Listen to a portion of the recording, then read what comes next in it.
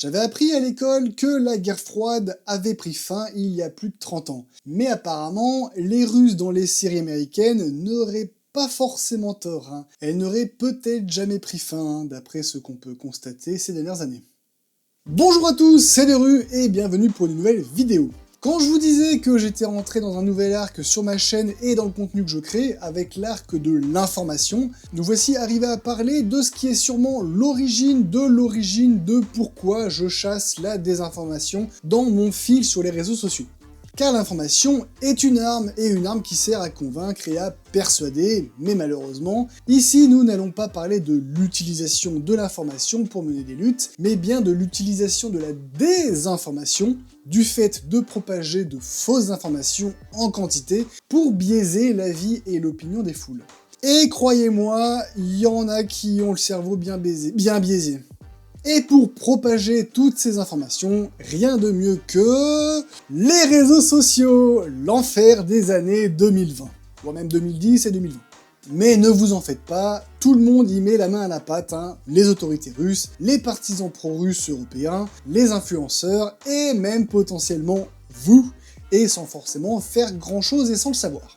Alors on pourrait se croire dans un film d'espionnage tellement l'ampleur est énorme, et on pourrait se dire que je suis complètement cramé de la tête avec tout ce que je vais vous raconter, mais dans un souci de crédibilité, je ne vous présenterai que des actes et des faits qui ont été prouvés et vérifiés, soit par des enquêtes de médias, dans certains cas il n'y a même pas vraiment besoin d'enquêter, mais bon, soit par des autorités. Je vais ici me focaliser uniquement sur deux opérations majeures de désinformation qui ont eu lieu, voire qui ont encore lieu, montrant à quel point nous sommes des pigeons totalement naïfs et manipulables. Mais d'abord, voyons un peu par quels moyens ces infox sont propagés. Bien évidemment, en première ligne de partage et prolifération de la fausse information, nous trouvons les réseaux sociaux. Avec TikTok comme arme de prédilection, et en même temps ça va si vite sur TikTok qu'une fausse information se dissimule très facilement, et est-ce qu'un utilisateur de TikTok est déjà allé vérifier les sources et les infos qu'il y a trouvées? Évidemment que non, sinon il y aurait longtemps qu'on aurait arrêté de citer TikTok comme source d'un scandale ou d'une polémique. Et dire que je vais peut-être utiliser ce réseau social pour un format de vidéo, j'en trépigne d'impatience, putain. Quoique, au moment où vous voyez cette vidéo, c'est peut-être déjà le cas. On sait que les autorités russes propagent de fausses informations, soit via des services spécialisés dans le domaine, soit par des intelligences artificielles, soit avec des bots, des robots programmés pour liker, commenter et partager ces posts, car le but principal n'est pas que les gens y croient, mais qu'il y ait du clic et que ce soit vu, que ça se mélange à la véritable information.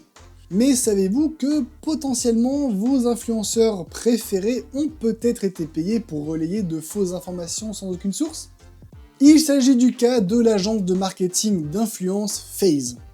Durant les années 2020-2021, en plein dans la crise du Covid-19, déjà en soi période horrible en termes de fake news, des influenceurs du monde entier se font contacter par l'agence FaZe, une agence de marketing d'influence basée à Londres, pour parler du risque de mortalité élevé du vaccin de Pfizer. Pour rappel, pour les plus jeunes, ou pour ceux qui auraient chassé de leur mémoire cette triste période, j'ai l'impression de parler de 39-45 là. Plusieurs vaccins étaient en concurrence, Pfizer, Moderna, AstraZeneca, Sputnik V et d'autres dont on a moins entendu parler. En plus de demander aux influenceurs de transmettre à leur communauté des rapports faussés et sans aucune source fiable, l'agence a demandé de ne surtout pas évoquer leur nom dans les vidéos ou les posts, on appelle ça de la publicité dissimulée au cas où, tout comme ils ne voulaient pas divulguer le nom de leurs clients qui avaient demandé la mise en place de cette campagne. FaZe n'étant qu'un intermédiaire, ce qui bien évidemment est totalement interdit en France. Ne pas divulguer les noms, j'entends. Il aura fallu que Léo Grasset de la chaîne Dirty Biology, tiens, on parle de lui en bien cette fois, ça faisait longtemps, tire la sonnette d'alarme en postant des captures d'écran pour que cela soit rendu public. Pire, des youtubeurs, dont un indien et un brésilien ayant une communauté assez importante, 700 000 pour le premier et 12 millions pour le second, qui auraient accepté l'offre de Pfizer, ont supprimé les vidéos en lien avec ce partenariat après que le témoignage de Léo Grasset et d'un autre youtubeur allemand ait pris de l'ampleur. Mais qu'en était-il de cette campagne de cette agence? Eh bien en fait, il ne s'agissait pas du tout d'une agence d'influence, il s'agissait d'une filiale de la société russe Adnao, connue pour des campagnes publicitaires douteuses, et par douteuses, comprenez payées et orchestrées par des services de renseignement. Le but de cette campagne de désinformation était de décrédibiliser Pfizer en valorisant d'autres vaccins comme Sputnik V ou AstraZeneca.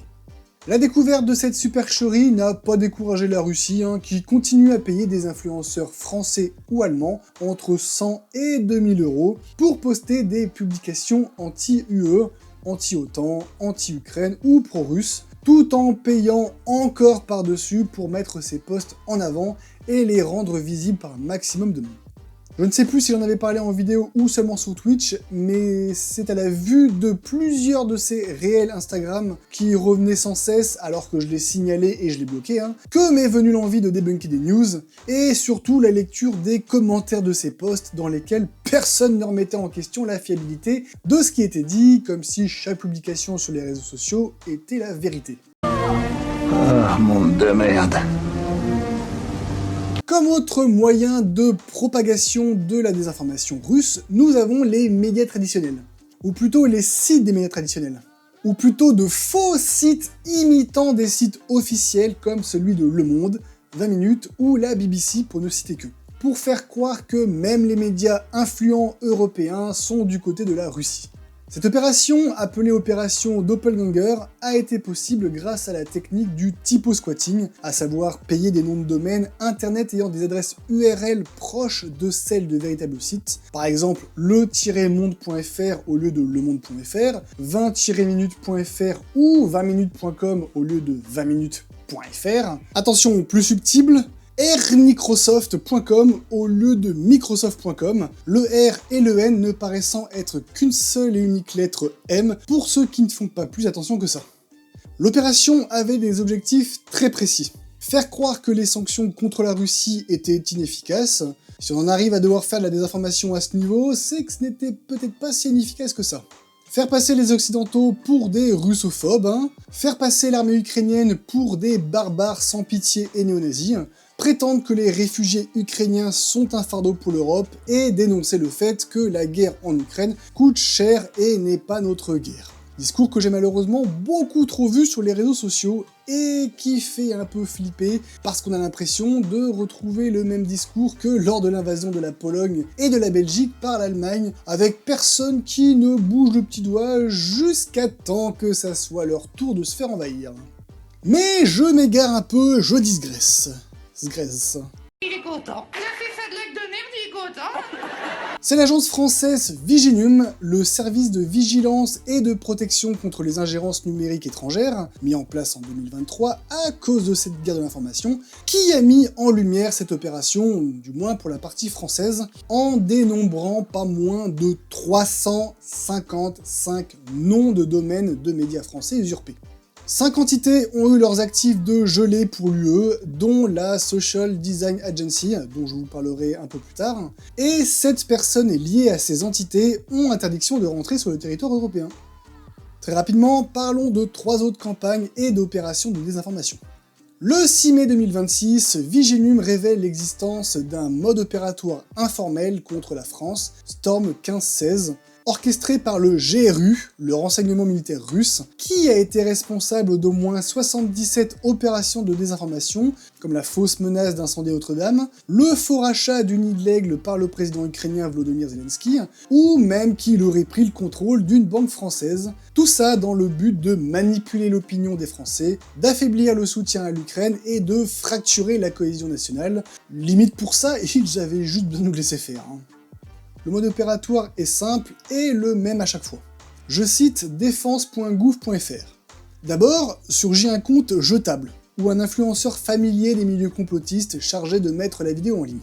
Dans les heures suivantes, un média africain ou moyen-oriental, payé pour l'occasion, relaie l'information afin de lui donner un vernis d'extériorité. Puis des faux sites d'un réseau appelé Copycop reprennent l'article à la chaîne, tandis que des comptes X, Twitter, liés au projet Lacta, et une constellation de canaux Telegram russophones saturent les mots-clés essentiels, Zelensky, Notre-Dame ou Macron. L'effet recherché de ces opérations réside moins dans la persuasion immédiate que dans la volonté de mettre en place un brouillard informationnel persistant pour, in fine, corrompre la vérité. Mais Storm 1516, c'est des humains derrière, qui certes conçoivent leurs fausses informations avec minutie, mais ce n'est pas assez pour noyer Internet sous la désinformation. Ce qu'il faut, ça serait un générateur d'articles de merde, de faux articles. C'est le cas de Portal Combat, connu aussi sous le nom de Pradva.network, un système d'édition automatique de contenu généré par de l'IA, qui a publié plus d'1 million d'articles entre janvier et juin 2025, pour 55 millions de vues. Le pire dans cette histoire, c'est que les articles, traduits dans plusieurs langues, ont été assimilés par des bases d'entraînement de plusieurs chatbots. Le principe du système Portal Combat est de multiplier les articles parlant du même sujet, ou de sujets similaires, afin que certains de ces articles soient sélectionnés par des aspirateurs de données et mis en avant. Et pour finir, rapidement parce que ça fait un peu écho à FaZe, parlons de Social Design Agency que j'ai évoqué plus tôt. Derrière ce nom faisant penser à une agence publicitaire ou de communication politique, comme ils le prétendent, se cache, encore une fois, mais bon, c'est quand même le sujet de cette vidéo, une usine à fausses informations. La SDA a joué un rôle dans l'opération Doppelganger, comme précisé précédemment, mais tient surtout une place centrale dans le dispositif international de désinformation russe, en visant principalement la France et les démocraties occidentales. Entre janvier 2023 et avril 2024, elle a produit près de 140 000 contenus allant d'articles générés par IA, mèmes, vidéos manipulées, jusqu'au deepfake. Il aura fallu attendre une fuite de plus de 3000 documents internes en avril 2025 pour que ces méthodes soient révélées. Cette divulgation d'informations a permis d'établir que pour la France et l'Allemagne, il y avait des objectifs chiffrés mensuels de 50 articles rédigés, 180 mèmes, 500 commentaires ciblés et une dizaine de vidéos falsifiées. Quand on voit ces chiffres, on peut se demander à quoi ressemblerait le monde si l'argent utilisé pour la création de fausses informations était utilisé à bon escient. Bon, j'espère que ça n'a pas été trop fouillis, c'est pas gagné pour que ça le soit pas, J'ai essayé de rassembler et de synthétiser des techniques, des campagnes et des opérations de désinformation réalisées par les autorités russes, sans trop rentrer dans les détails non plus, et en sélectionnant les plus documentées et les plus importantes. S'il y a bien une chose à en retenir, et je crois l'avoir déjà dit, c'est qu'il ne faut pas croire, dur comme fer, ce que peut dire une personne qui n'est pas un expert, ni quelqu'un reconnu dans un domaine. Certains influenceurs vendraient leurs parents, si ce n'est pas leur âme, pour de l'argent. Donc vérifiez bien via d'autres médias les informations que vous pouvez trouver en ligne, et surtout complétez-les. Comme je l'avais expliqué avec Chat Control, des informations importantes peuvent être passées sous silence pour rendre la news plus impactante, donc ne vous faites pas avoir, recroisez vos informations tout en vérifiant les sites internet sur lesquels vous allez, histoire que ça ne soit pas des copies de sites officiels. J'espère que cette vidéo vous aura plu, si c'est le cas n'hésitez pas à vous abonner si ce n'est pas déjà le cas, à partager cette vidéo pour qu'elle soit vue par un maximum de monde, à cliquer sur le pouce en l'air, à laisser un commentaire si vous avez une remarque ou une question, et à me rejoindre sur les réseaux sociaux. Sur ce, je vous souhaite une bonne nuit, bonne soirée, bonne journée, et n'oubliez pas, la sécurité est la fin de tous. Ciao! Nos prières ont été exaucées. Insérer blague sur Apple ici. Blague sur Apple ici. Bon, c'est bon, ça va, on a compris. Hé! Qu'est-ce qui t'arrive, chaton? Mais il est pas l'heure! Oh, il est quasiment l'heure. Allez, viens. Je te donne à manger.